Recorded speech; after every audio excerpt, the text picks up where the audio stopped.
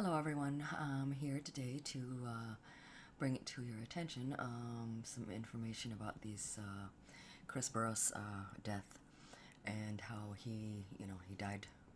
We know he died, a sudden death, and we found that it's an overdose, a methamphetamine overdose, which is very rare.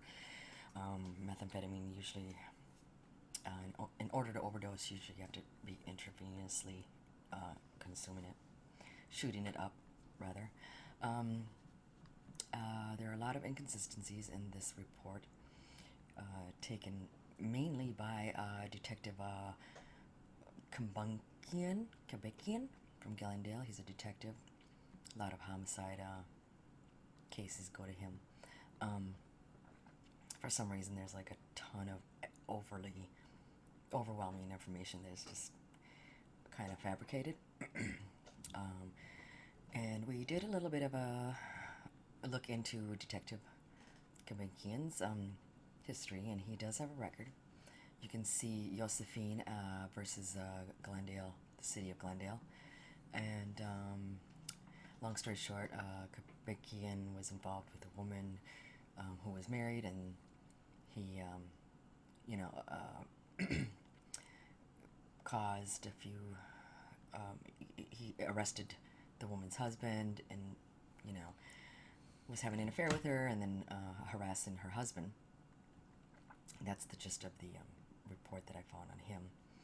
So we really can't trust everything that this guy says. So Detective Kabekian is kind of not quite the honest person that we would expect him to be, considering his position. So let's start off with the timeline. Chris Burrous went to work the day of his death, and he was supposed to have a meeting at noon. Well, he told his wife when he talked to her around noon, which she says was the last time, she spoke to him. So he said, yeah, I'm going to the meeting. And I guess he did go to work, according to his co-workers, because somehow the wife, said she realized he was missing at some point. Kind of doesn't make sense because she had just spoke to him at noon. So she called his employer and found out from his co-workers that he had left the meeting, stating that he was feeling ill. Okay, so she thought he was going to make it because it was a really important meeting for his career. Anyway, so she last spoke to him at noon. Well, on the police report, the immediate police report, I believe it was, it says that Chris, had checked into this room shortly before noon. So I don't know who's telling exactly that story, but this is all pretty much from the police reports. Even in the coroner's statement, he states that Detective Kabekian gave him all the following information about the investigation, and we'll get into the scene and everything like that. So back to the timeline. So Chris had checked into the hotel before noon. Maybe the meeting that he was talking about was going to be with the guy, the fist fucker. But his coworkers either, lied to cover up for him, or maybe he was at the meeting. Okay, so anyway, so he can't be at the hotel and at work at the same time. So you guys need to look into that and read deeper into that, because there's somewhere along the line someone's lying. Okay, so he checked into the hotel room around before noon, and then supposedly he had arranged a meeting with the guy from Grindr. Okay, well, at 12:30, the guy from Grindr, I guess, shows up, and Chris answers the door naked. Okay, so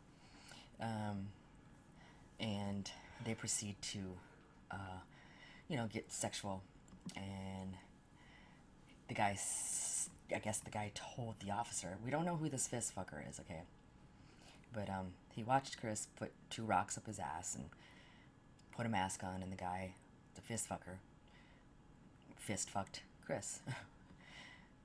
probably to death. I don't know. Anyway, the guy asked Chris, "Are you okay?" Chris had a mask on. "Yeah, I'm okay. Yeah." "Hey, are you okay?" "Yeah, I'm okay." Proceeded to fist fuck him. "Are you okay?" "Yeah, I'm okay." Well, then at one point he says, Chris gave out a grunt, and then the guy realized that Chris had vomited in his mask, turned him over, and realized that he was unresponsive. The guy proceeded to call hotlines for overdose hotlines, and they said, "Hey, you fucking call 911, dumbass." So he calls 911, and the police show up, and he proceeds to tell them, that this what they did. He had put poppers on this mask shortly before he grunted and died. Mind you, on the toxology report, there's no results coming back of poppers in his system, which is amyl nitrate. There's no results come back of any inhalants. The only results of anything in his system was methamphetamine.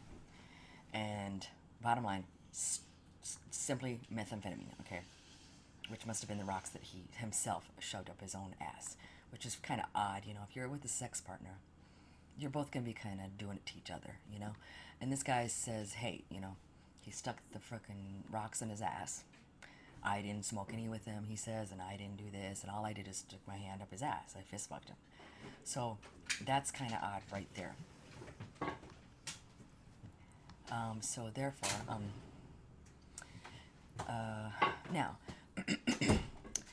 the detective says, hey, well, here's 40 pictures I took of the scene. Now, if a detective has nothing invested really in trying to prove he's innocent himself, he wouldn't take 40 pictures of a crime scene that's supposed to be an overdose. I mean, that's just rare. And this is only coming from the detective. All of this is strictly from that detective. It's really, honestly, it's kind of like hearsay in some instances, but the scene, this is how they, the scene, described it. Detective Kabukian gave me the following. I'm recording. Oh, God, what? I'm sorry. You want more OJ? No. Oh. I believe all this is speculation, okay, about the dating app. Okay.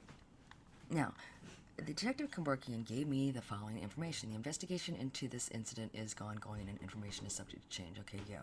Okay, whatever. Times don't change, the facts don't change.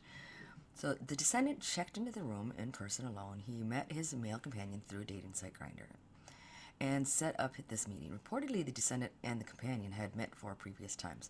The companion arrived at the room 12:30. Okay, knocks on the door. Chris answers the door, naked. Okay.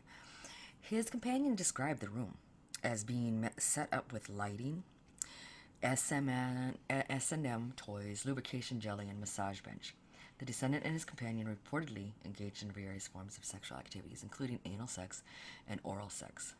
Now, all of this is coming from Kambenkian, saying that this companion, the fist fucker, told him this, okay?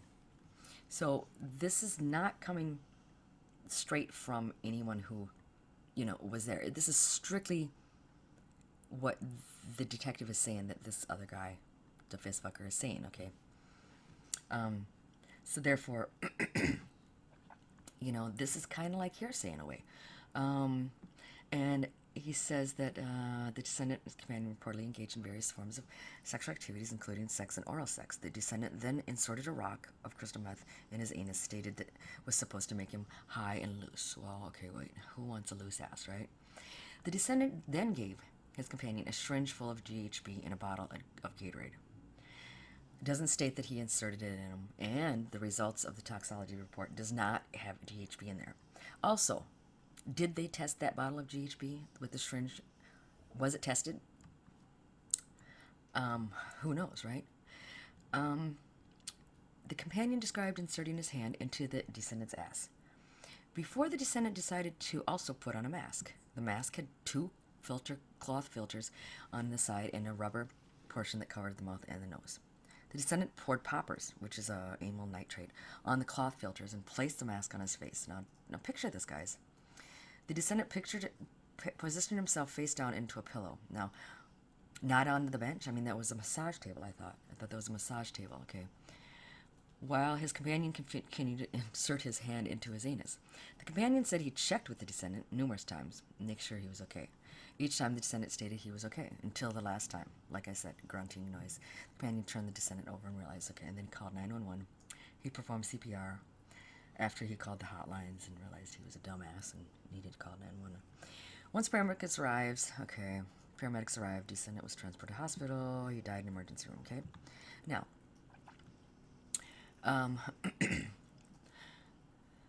I call bullshit.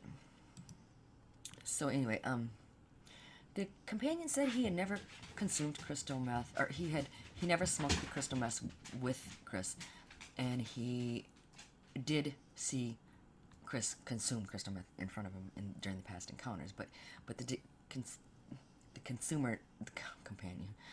companion never seen him use the mask. Okay, and then this talks about how, you know, the detective talked to Blank, which kind of, I believe that's his wife that he's talking about, and she said he's never, you know, had a history of drug or alcohol abuse or alcoholism. And then it says when told about some of the activities, she stated he possibly only used drugs recreational. She was not suspicious of him being an addict, nor exhibit her being a habitual drug user. She said the descendant went to work and was supposed to go to work meeting. He told her that he was going, so I guess when he was on the phone or something, whatever, we already went over this, and the coworker said he was there, but he left early feeling ill. She thought it was odd that he'd skipped the meeting because it was important to career. Okay. Well, then it says, when told briefly about the descendant's activities, she stated that he used to go to clubs in his past, but stated he was not interested in that anymore. She said he did have a history of being a risk taker, which, you know, what guy isn't a risk taker? You know, all guys are risk takers. You know, they love cars, fast cars, you know, dangerous activities. Anyway, he lost a significant amount of weight in the last year and was not on medication. Now, where does that... she's going to throw that in there? I mean, what's the deal? I don't believe that she said all this. I believe that this was added in there. I think it's fabricated. And then this is actually right here where the detective gave this coroner a CD with the photos from the scene. The scene is described as follows, okay? Now imagine this. He gets 41 pictures on a CD. Now, like I said, any detective or investigator who's not even invested whatsoever in trying to prove himself innocent in a situation is not going to take all this time to put into these pictures, to, you know, and then not even hold this this other person that we don't even know accountable for anything. I mean, if he was a black man, he would have probably been fucking, you know, thrown in jail immediately. Okay, I'm just saying. Okay, I'm not trying to start a race war. Okay, I don't want to hear any comments about color, but I'm just saying. Who was this guy? Was this guy some, like, I don't know. Did he even exist? Was this guy even existing at all? Because the room number was shown as 608. Oh, I know Glendale has like 108 rooms, so I don't know how they get 608 from that, but it doesn't matter. Plastic bin with a lid, handle, and it's presumably on wheels. Seen in the room, along with cooler, another compartmentalized cloth container, bag, and a bench with arm and leg rests, and a face cradle cushion. The bench appeared to have shiny residue on the body portion. The speaker, compact DJ-style lighting. Okay? Multiple jars of lubrication jelly. Now, this to me sounds exactly like what the so-called companion described the room to be. Okay? Now, and they even use the same wording. Okay? The DJ-style lighting. Multiple jars of lubrication, electrical tape, knit mask, and various sex toys were seen scattered around the room. Glass pipes, more than one, obviously, with brown residue. Did they test that brown residue? What the fuck was it? Bottles labeled Amsterdam described as poppers. Okay, did they test that? A white plastic bottle described as containing GHB. Did they fucking test that? A lighter and a syringe were seen around the room. A pillow with brown residue was seen on the floor. Now, was the syringe empty? What was in the syringe? Because I know the companion said there was liquid in the syringe, supposed to be GHB. Was it tested? This is bullshit, you guys. Do you understand? This is such a fabricated bullshit story. Okay? Did they test the brown residue? Was it shit? Was it piss? Was it the same thing that was in the the pipes with the brown residue? This is fucking bullshit. I call bullshit on this shit, man. Anyway, so there was no inhalants in his system. There was no GHB in his system. And none of this shit was tested. And it's actually almost word for word for what the companion supposedly had described the room as looking like. Now, imagine this. You got Chris.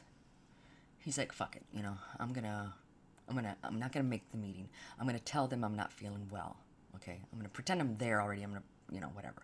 So he says, fuck it, I'm gonna go to the hotel. I'm gonna check in now. Get ready for my date, okay? He's carrying a fucking... This is a public figure, you guys. He's gonna be carrying all this damn bullshit at noon? A DJ lighting system at noon? Are you fucking kidding me? Come on. He's trying to get fucked, not fucking have a fucking rave party. You know? I mean, this is a public figure, you guys. This is not true. I don't know what part of it is not true, but there's a hell of a lot of it that is definitely questionable. I mean, he cannot be at work and at the hotel at the same time. And just think about it, guys. I mean, I don't know. I mean, I don't even know what my interest in this is to what I'm trying to, I guess I'm just trying to, like, let you guys know, like, don't believe everything you fucking hear, or, don't believe anything you hear, and only believe half of what you see, because this right here is a whole bunch of bullshit. It really is. I mean, it's like, the companion says this, and he talks about, how the room looked, he says, all these things. Now, this has all come from Detective Kabinkian, because nobody got to see or hear any interviews from anyone at that hotel. All we are reading is exactly what Detective Kabinkian wants us all to hear and read, and this is how it's went down. Let's go to the video that I posted that showed Chris had bruises. You can see it here on my channel. 2 days before his death, it shows that he has bruises on his head. It looks like a bite mark, actually. And they do mention that in the autopsy here. He mentions right here that the descendant had there was a small round abrasion on his left forehead. There appeared to be clear residue dried on his torso and left upper leg, and residue between his buttocks. Okay. I'm more focusing on this small round abrasion on his forehead. Seen 2 days before his death. Now, that small abrasion had already looked like it was healing up when I captured it. And it was still on his head, like 2 days after after I captured it. So, I mean, it was already healing up. I mean, it was probably a really bad injury when it first happened. And, what about that? This is a body examination from the coroner. Now, this is not from the autopsy report. Nobody mentioned any of it except the coroner. An honest man, I'm sure. All he did his job, Detective Gimpikian gives him a CD with all these photos of the scene, and then you realize he hasn't even gotten any GHB in his system. None of this stuff was tested. Nothing was tested except Chris's blood. And that's where the proof is in the pudding. I mean, Chris's blood had methamphetamine in it. Where they're getting all this other stuff, it's a crock of shit. I call bullshit. So, I'll see you in the comments. And don't forget to subscribe.